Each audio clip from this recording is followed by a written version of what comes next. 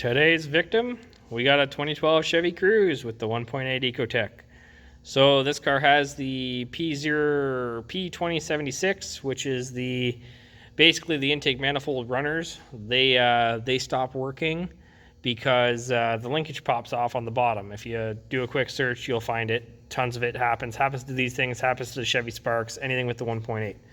So my creative fix on how to fix it, rather than changing the intake manifold, is I took everything apart. This is my assembly here, your motor, your pivot points.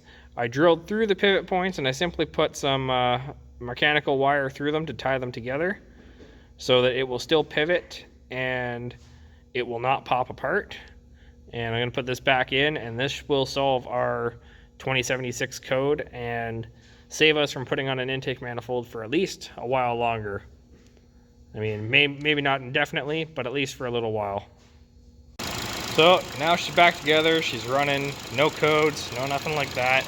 I put in a new coolant thermostat housing over here, which is what's burning off down there, just excess coolant.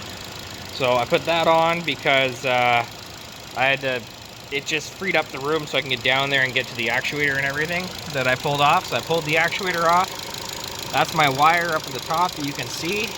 And down at the bottom, the other one in there, the wire's there on that one too, holding it together.